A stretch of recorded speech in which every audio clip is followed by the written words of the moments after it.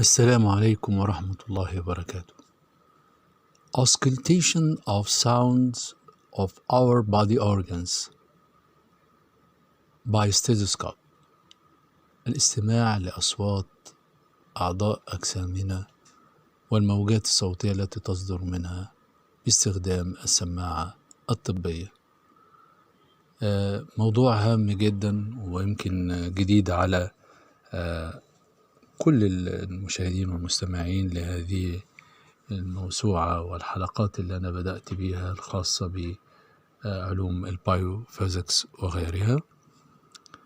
لعل بعد تجربتي مع المرض أكون قد اكتشفت أن الموجات الصوتية اللي بتصدرها أعضاء أجسامنا المختلفة باستخدامنا وسمعنا إليها عن طريق الاستethoscope أظن أنها أمر هام، وهي هذه الأصوات هي الفيصل بين الصحة والمرض والموت.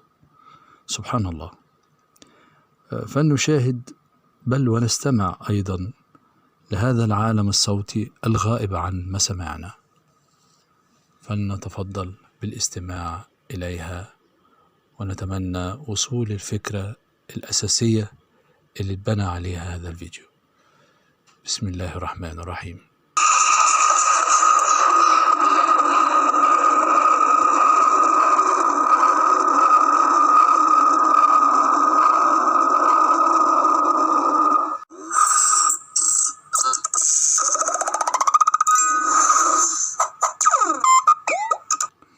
Auscultation is the action of listening to the sounds arising within organs from the heart, lungs, or other organs, typically with a stethoscope during a physical examination of a patient as a part of medical diagnosis.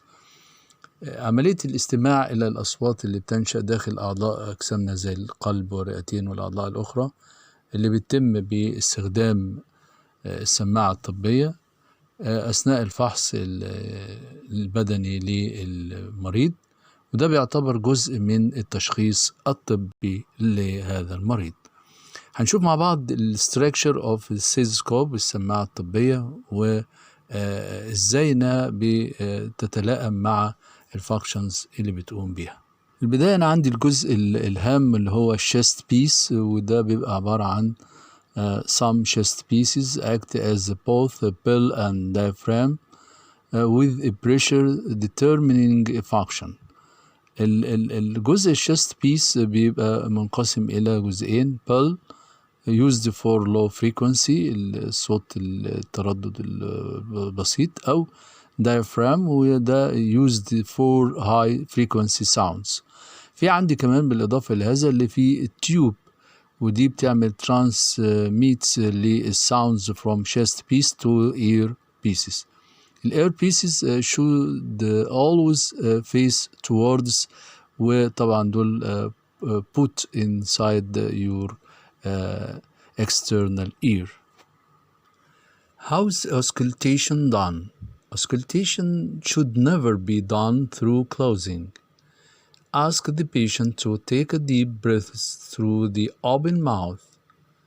Using the diaphragm of stethoscope, start the auscultation anteriorly at the pieces and move downward till no breath sound is appreciated.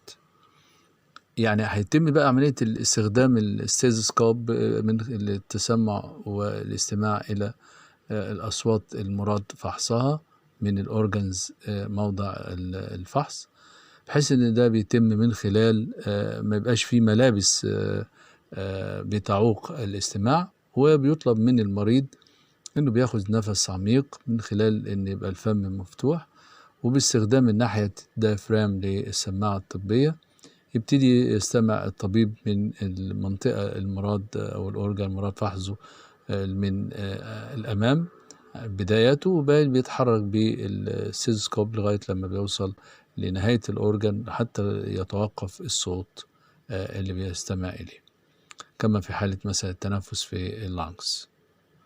ده ببساطة شديدة فكرة auscultation اللي هي العملية اللي بيتم من خلالها الاستماع إلى الأصوات اللي بتصدر من أعضاء أجسامنا. طيب ننتقل الآن بقى إلى أول استماع للهارت طبعا كبداية للأصوات اللي بتصدر من الهارت، ونشوف شكل السيجنالز اللي بتخرج منه والهارت بيتس وكل التفاصيل اللي تخص عملية انقباض وضربات القلب ونبضاته من خلال الشريحة التالية إن شاء الله.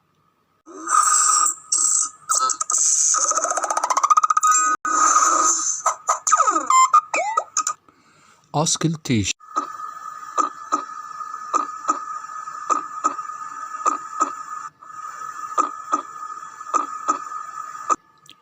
By using the heartbeats in the background of this scene, which indicates the positions which used to put the stethoscope of doctor to investigate your heartbeats.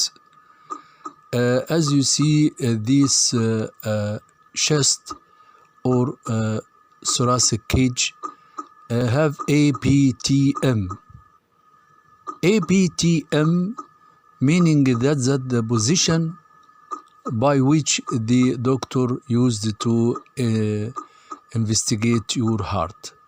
A represents aortic site, which used in the right second intercostal space.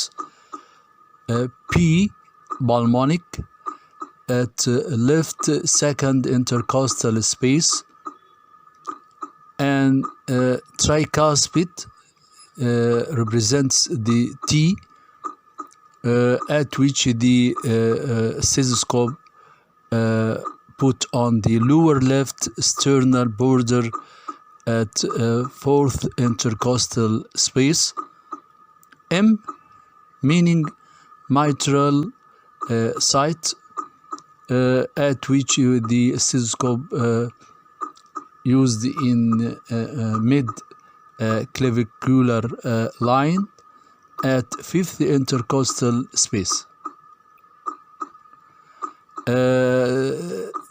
الفور بوزيشنز دي هي اللي بيضع عليها سماعة الطبيب على القفص الصدري أو الشيست للمريض عشان يستمع إلى، يعني مثلا دي منطقة الA اليوريتك، بالمونيك، ترايكاسبيد، mitral.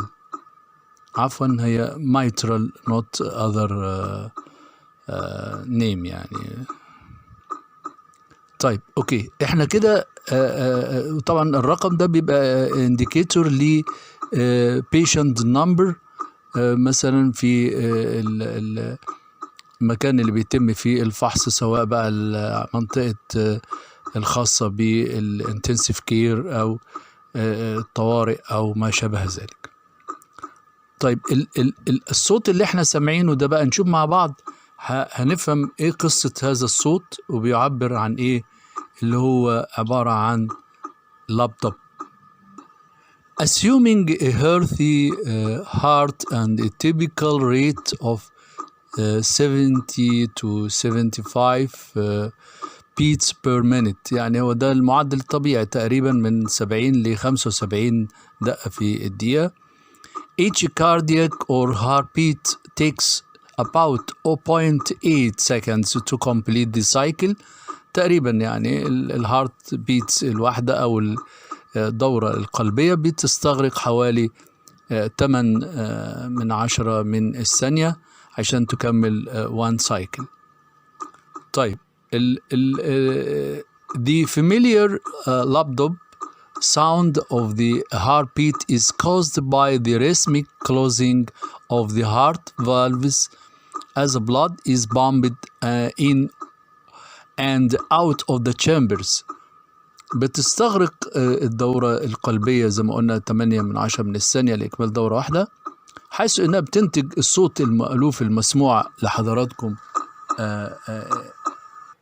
لنبضات القلب، وده بيتم عن طريق الإغلاق المنظم والمنتظم للهارت فالفز، صمامات القلب، أثناء عملية ضخ الدم inside or outside the chambers.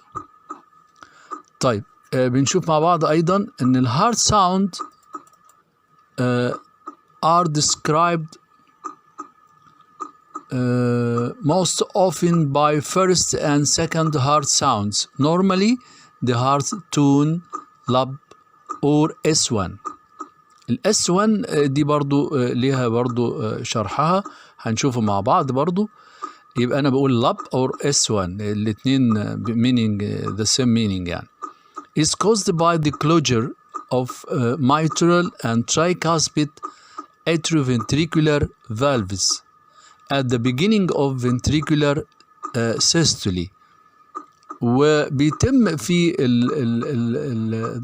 في المرحلة الاس اللي هو أول صوت بنسمعه عادة ما بيكون لب أو الاس 1، وده بيتم نتيجة إغلاق الصمام التاجي أو الصمام الأذيني البطيني ذو الثلاث شرفات، وده بيكون في بداية انقباض البطين. Clinically S1 corresponds to the pulse. يعني أنا لما بقول على S1 هي بتشير إلى النبض، يبقى S1 هي تشير إلى النبض، البالس هي S1 أو لب. The heart tone heart dub أو S2 is caused by closure of semilunar aortic and pulmonary valves at the end of ventricular systole. This is best heard at the left lower sternal border and heart apex. وبنشرح مكان وضع السماعة بالظبط اللي احنا سبق وقلنا. يبقى دي الاس 1 او النغمة الثانية اللي بسمعها نتيجة غلق الصمامات الهلالية سواء للشريان اليوارتيك وبالمونري فالفز، للصمامات الهلالية الخاصة بالشريانين دول، وبتبقى دي في نهاية انقباض البطين. ويمكن الشكل التشريحي للهارت زي ما احنا شايفين بيبين لي بالمونري فالف، aortic valve برضو behind pulmonary valve، عشان كده مبيبقاش باينين قوي الاورتيك، بيبقى خلفي شويه للرئوي. وايضا التو فالفز tricuspid valve وبايكاسبيد او الميترال فالف. والاس 1 زي ما قلنا قبل كده انها بتشير الى closing of the atrioventricular valves، الميترال and tricuspid valves، whilst the dub أو S2 meaning the arising from the closing of the semilunar valves aortic and pulmonary valves. وده شكل الفالفز زي الترايكاسبيد، الميكانيزم الخاص بحركته في عملية الأوبننج وكلوجر ما بين الاتريوم اند فنتريكل، يعني ازاي بيوريك عملية تنظيم ضخ الدم من الأذين للبطين. وهنعرف ازاي بتنشأ عملية أو الصوت اللي بينشأ لبضب من خلال الفيديو والصورة التالية.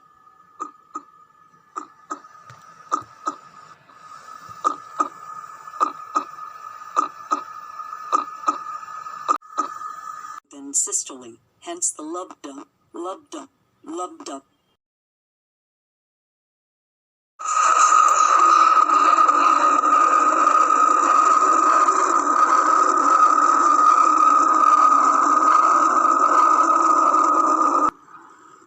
Cardiac cycle is recorded by EKG or ECG, which meaning electrocardiogram, recording and displaying a person's heartbeats. However, it is represented by the P wave the QRS complex, the T wave, beside the baseline that follows until another P wave appears. This cycle is repeated continuously in coordination with sinoatrial node depolarization. Atrial depolarization and contraction is represented by P wave, whilst the ventricular depolarization and contraction is represented by the QRS complex.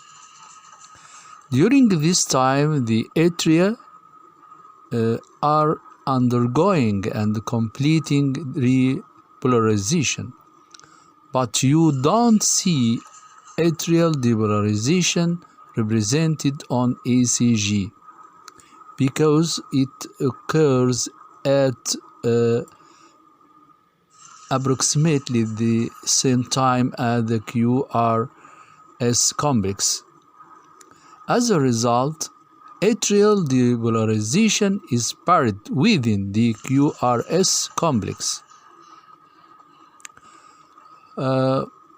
Besides, unlike atrial depolarization or repolarization, ventricular repolarization is clearly visualized on ECG as ST segment ending with T wave.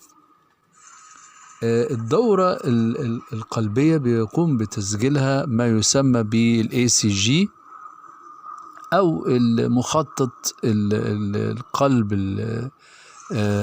الكهربي، وده لتسجيل وعرض نبضات قلب الشخص أو البيشنت المراد فحص قلب. ولكن مع كده بيتم تمثيلها بواسطة البي ويف، الكيو ار اس كومبلكس، التي ويف، والبيز لاين، اللي عشان لغاية همشي معاه لغاية لما تظهر بي ويفز جديدة، وبتتكرر دي الكاردياك سايكل بشكل مستمر مع التنسيق من خلال عملية إزالة الاستقطاب اللي بيتم من الحبيبة الأذينية أو ساينو اتريال نود، وبيتم تمثيل الاستقطاب الأذيني أو عملية الكونتراكشن الانقباض بالموجة الموجة P، ويتم تمثيل إزالة الاستقطاب أو الكونتراكشن البطيني بواسطة ما يسمى بالكيو ار اس بيك. وخلال هذا الوقت بيبقى يقوم التو اتريا بيعملوا حاجة عودة الاستقطاب مرة تانية، ولكن الحقيقة أنها لا ترى هذه عودة الاستقطاب الأذيني، لأنه بيكون ممثل في مخطط الكهربي للقلب، لأنه بيحدث في نفس الوقت تقريبا مع الكيو ار اس البطيني، فبالتالي ما بيبقاش ظاهر عملية ما يسمى بريبولاريزيشن، اتريال ريبولاريزيشن، بيبقى embedded بداخل الريبولاريزيشن الكيو ار اس الخاص بالبطين. بينما أيضا بيتم بوضوح عملية ظهور في المخطط الكهربي للقلب الجزء الاس تي اللي هو يمثل السيجمنت، هذه اللي بتنتهي بموجة التي، ونقدر نقول انه بيقدر الالكتروكارديوجرام الاي سي جي او الاي كي جي بيعمل ريكوردينج لإلكتريكال سيجنال from the heart to check for the different heart conditions، فبالتالي بيقدر بيعرفني الحالة اللي بيتواجد عليها انبعاث الكهرباء من القلب في خلال مراحله الصحية المختلفة أو المرضية.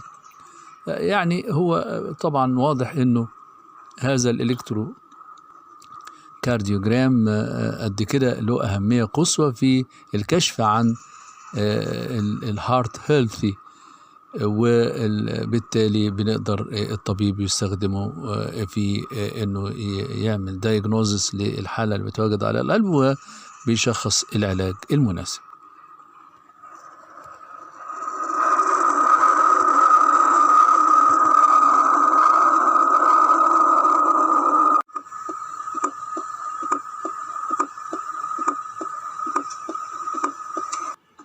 الهارت بيتس وازاي بتنشأ ال PQRST as a complete cardiac cycle، وايه قصة electrical activity which arising from this specific part of the heart and regulate such ECG or electrocardiogram.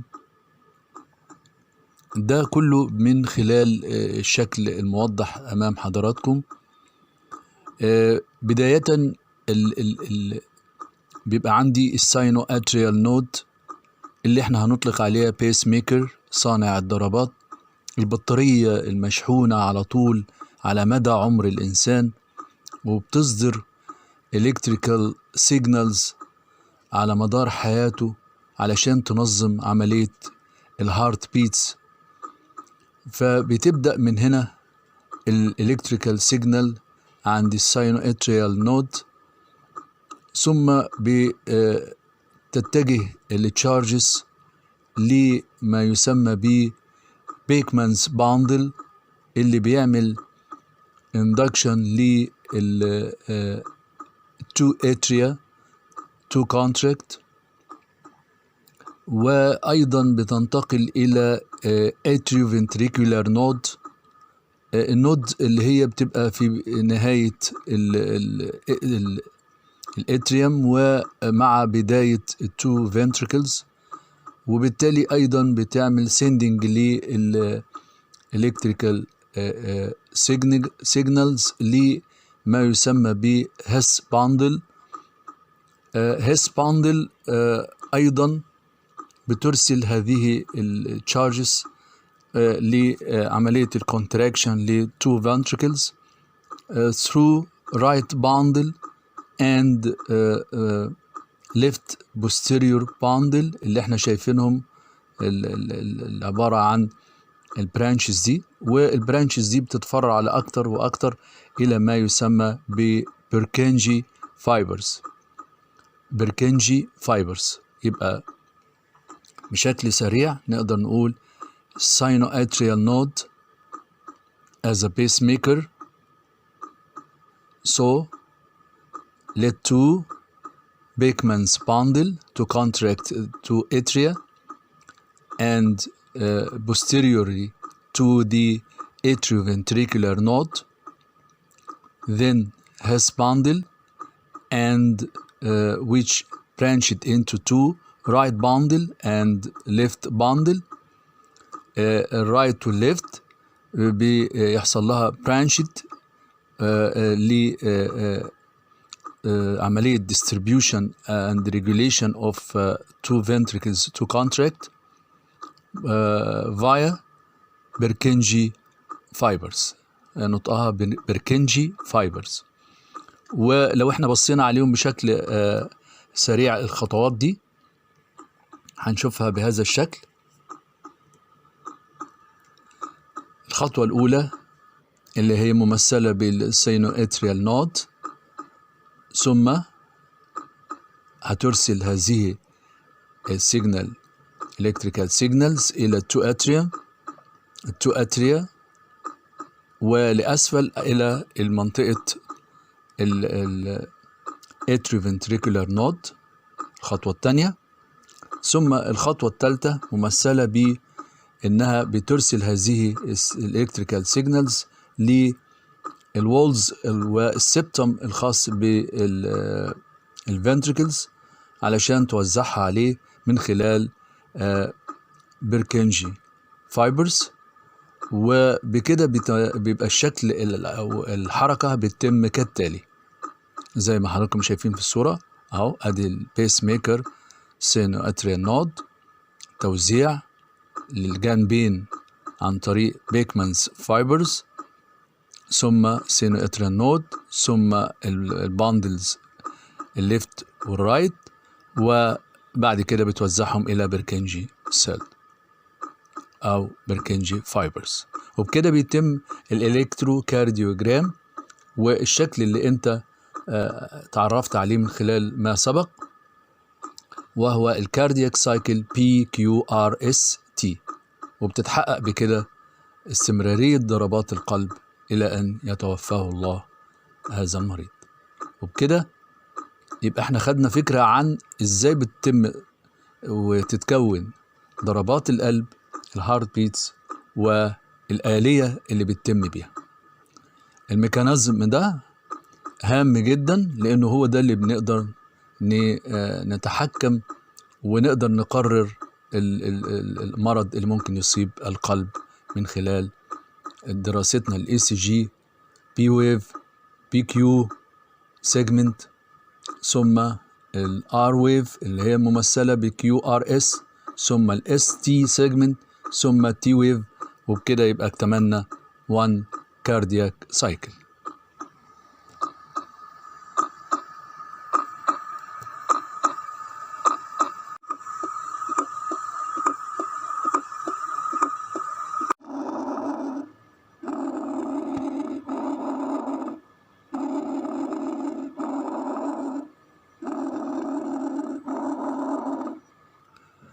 Auscultation to the sounds of healthy and diseased lungs by stethoscope.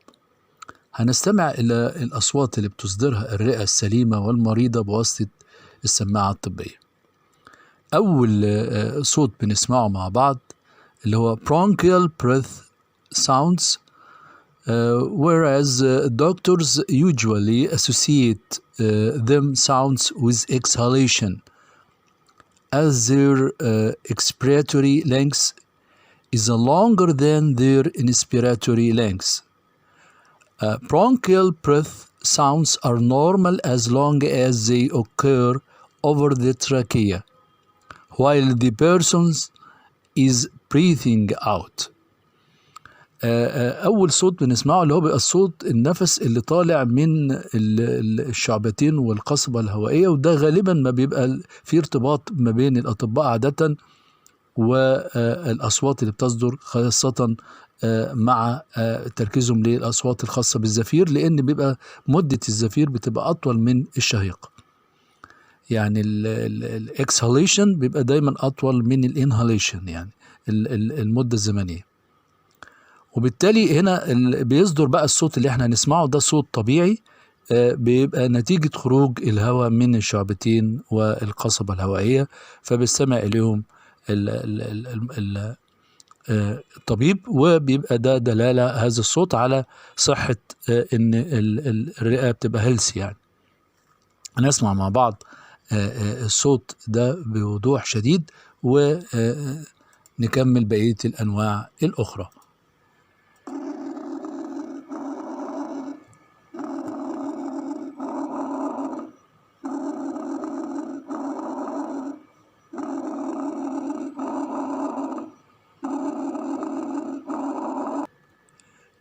The second auscultation sound of diseased lung is diminished breath sound,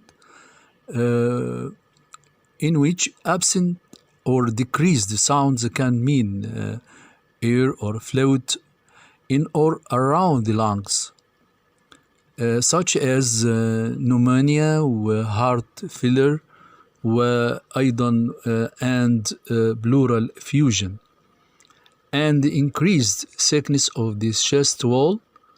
Overinflation of part of the lung can cause this sound. يعني بيحصل إن في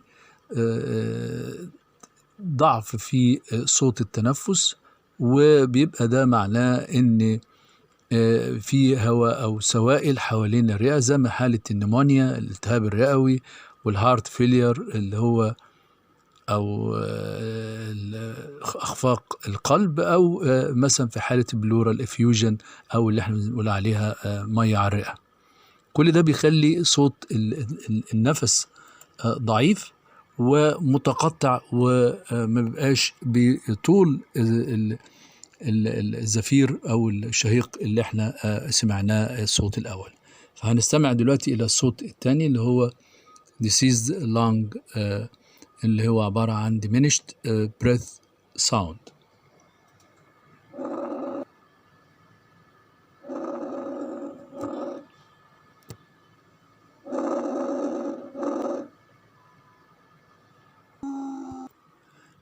The third sound of lung is also diseased in diseased lungs, which is called expiratory wheezing, at which inflammation and narrowing of the airway in any location from your throat out into your lungs can result in wheezing. The most common causes of recurrent wheezing are asthma and chronic obstructive pulmonary disease, which both cause narrowing and spasms in the small airways of your lungs. أو اللي احنا بنسميه expiratory wheezing، اللي هو زي صفارة كده بنسمعها في الزفير وهو خارج من صدر المريض، وده بيبقى نتيجة التهاب وضيق في الممرات الهوائية، سواء من أول الحلق لغاية الرئتين، وغالبا ما بيحدث هذا الصفير عند التنفس. الحقيقة الأكثر الأسباب شيوعا هو لهذا الصوت اللي فيه صفير الربو وانسداد الرئوي اللي بيبقى المزمن، وطبعا هم بيؤدوا إلى ضيق في التشنجات وتشنجات في الممرات الهوائية الصغيرة سواء في الرئتين أو غيره. والصوت اللي فيه النفس فيه صفير بيسمعه بالسماعة الطبيب، نسمعه لحضراتكم دلوقتي.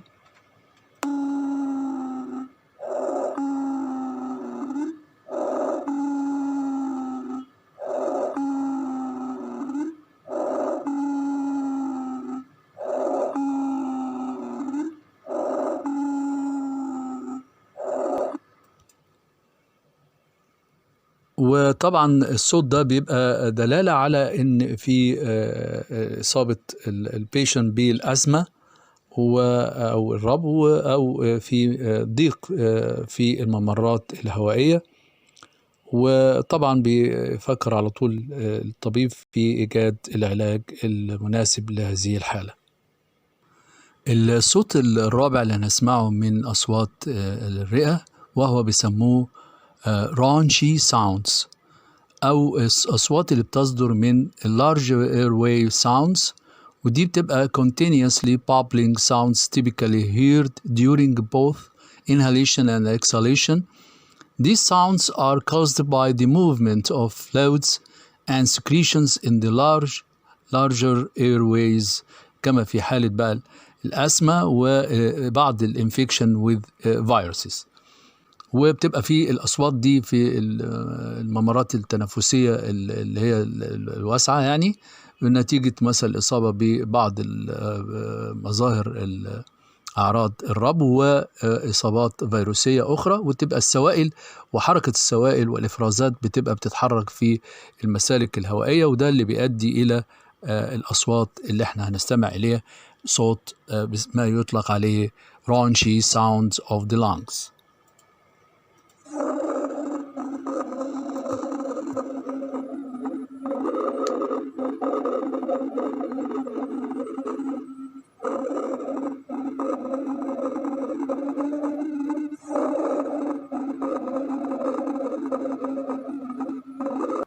الصوت الخامس والأخير اللي بنسمعه هو صوت أيضا للرئة المريضة، ويطلق عليه stridor or noisy breathing, which is caused by narrowed or partially blocked airway, the passage that connects the mouth to the lungs.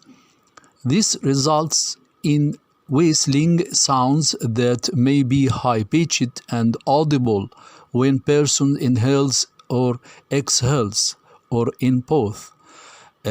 لما بيحدث هذا الصوت زي صوت بيسموه التنفس الصاخب، لأنه بيبقى فيه زي صرير كده بنسمعه نتيجة ضيق المجرى الهواء وانسداده جزئيا وهو ما بين الفم والرئتين، وبينتج عن هذا الصوت أصوات كده فيها اختناقة، وبتبقى بنسمعها من خلال استنشاق أو زفير الشخص المصاب.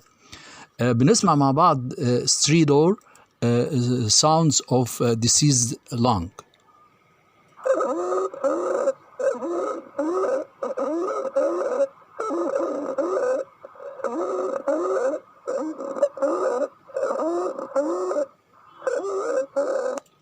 زي ما سمعنا زي حشرجة كده في الصوت الرئة نتيجة ضيق الممرات الهوائية، ودي بتحدث كما في حالة اللي هم يعني بيدخنوا سجاير أو شيشة كتير، وده طبعا سواء بقى أو السجاير الإلكترونية أو ما شابه ذلك، وكل ده بيضيق المجرى الهواء والتنفسي ما بين الماوث والرئتين. وطبعا بننهي هذه الأصوات الصادرة من اللانجز بالفاسكولار بريث ساوندز، ودي بتبقى نورمال عشان بس يبقى ربطنا البداية والنهاية بصوت التنفس الرئتين نورمال. فاسكولار راجع ليه اللي هي الحيصلات الهوائية اللي بتبقى موجودة في تركيب الرئتين، وده صوت يعتبر صوت طبيعي لتنفس طبيعي.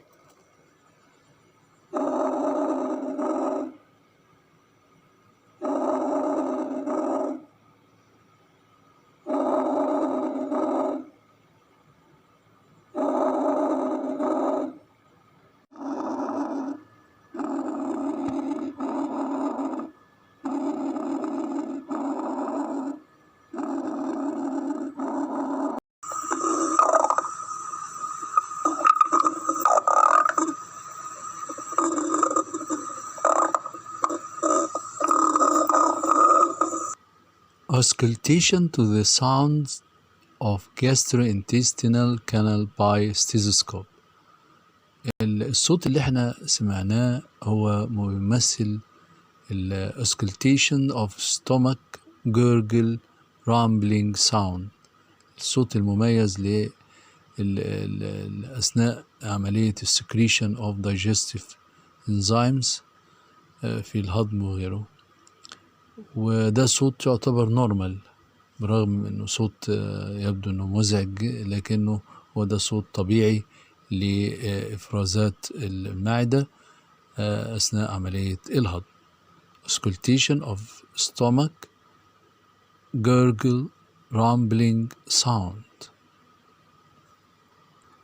During examination of gastrointestinal canal, the abdomen of patient divided into about 8 quadrants، 8 مربعات زي ما احنا شايفين، بتبقى مقسمة مثلا في المنطقة اللي في النص الامبيليكال ريجون والابي جاستريك ريجون، وتحتها تبقى الهايبو جاستريك ريجون، وفي كمان عندي الليفت لامبر والليفت إلياك ريجون، ويقابله طبعا الرايت سواء اللامبر أو الإلياك. من خلال استخدام الطبيب للسماعة فبيقدر بيحدد المنطقة اللي هو بيشتكي منها المريض بآلام عشان يقدر يشخص له المرض اللي بيعانيه سواء الخاص بالاستومك أو الانتستين. Auscultation of the abdomen is performed for detection of altered bowel sounds. Normal peristalsis causes bowel sounds that may be altered or absent by disease. Irritation of serosal surfaces may produce a sound called rub as an organ moves against the serosal surface. بيتم طبعا سماع الأصوات الخاصة بالأمعاء نتيجة طبعا مرور الأكل وفي حالة digestive food، وبيصدر أصوات طبيعية بتبقى بيقدر يتعرف عليها الطبيب من خلال الاستيثوسكوب.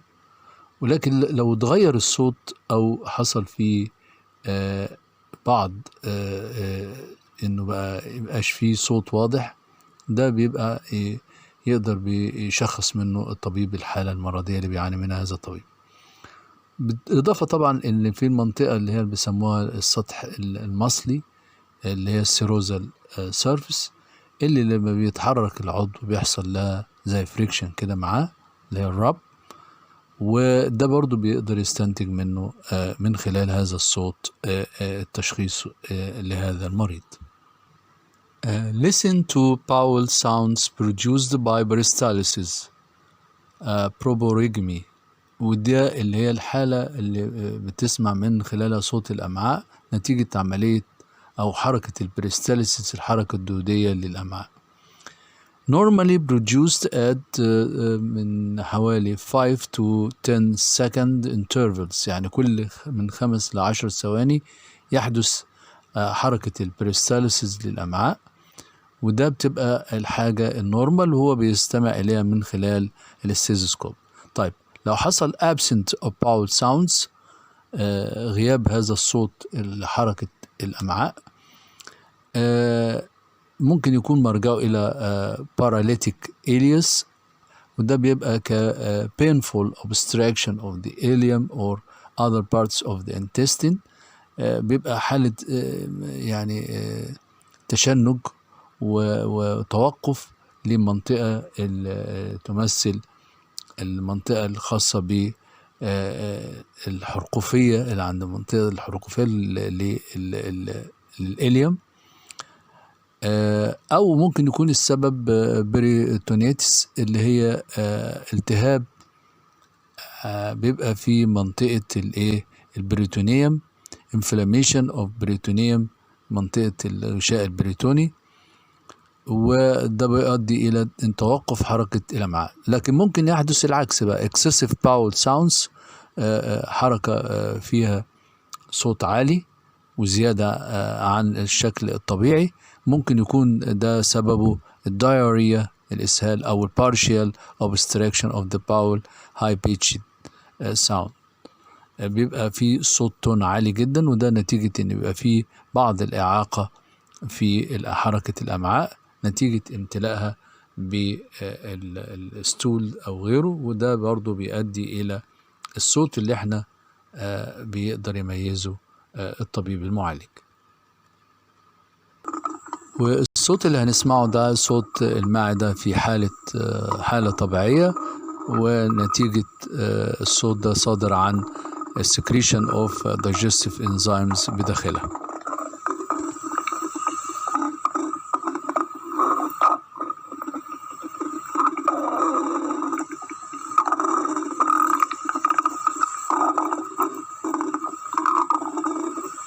والصوت اللي هنسمعه دلوقتي يمثل برضو الاستومك جيرجل رامبلينج ساوند، بس في حالة جاسترايتس والتهاب الأمعاء. فهنسمع مع بعض الصوت ده.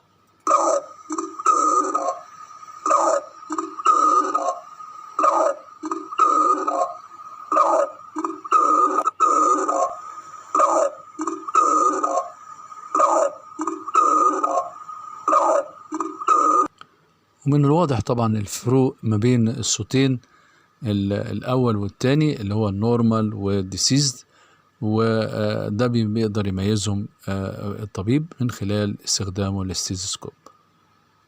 وطبعا واضح ان الأصوات بتقدر تميز لي الحالة الصحية للمريض، بل ممكن أيضا تشخص لي نوع المرض.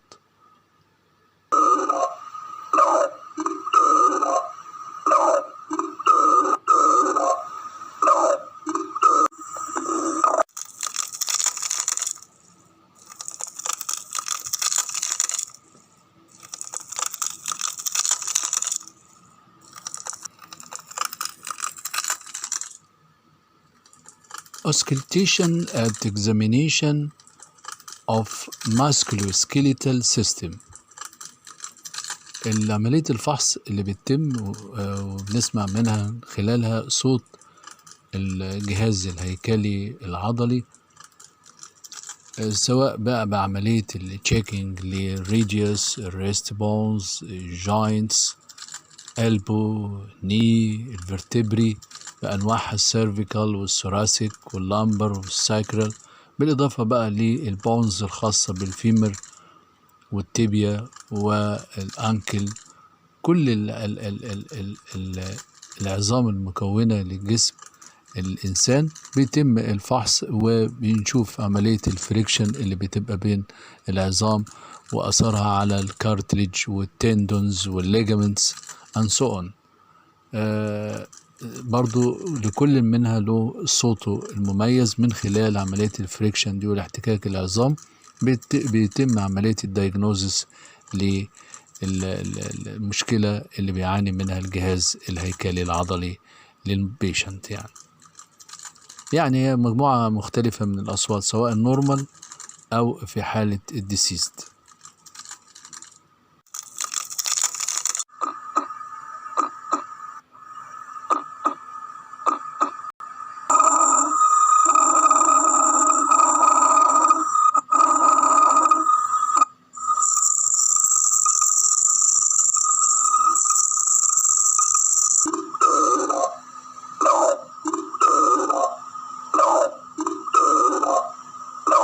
ستوب. تخيل هذه الأصوات المزعجة واللي بتصدر من فرد واحد فقط، كلها في وقت واحد، فما بالك لو في مجموعة من الأفراد تقابلوا وكان بينهم حديث، وكانت هذه الأصوات مستمرة وصاعدة ومنبعثة من أعضاء جسمهم. ماذا سيحدث؟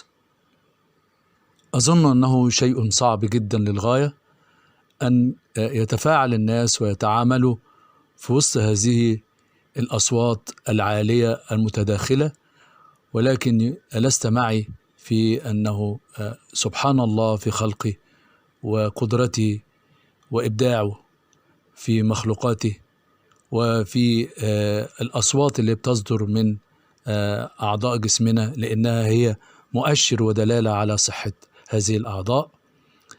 ولكن في نفس الوقت الحمد لله أنه أخفى هذه الأصوات عن مسامعنا، وكانت تحتاج إلى سماعة طبية وليست فقط بالأذن يمكن رصدها، فكان هيبقى شيء صعب جدا ما بين الناس وبعضها. سبحان الله والحمد لله، والسلام عليكم ورحمة الله وبركاته.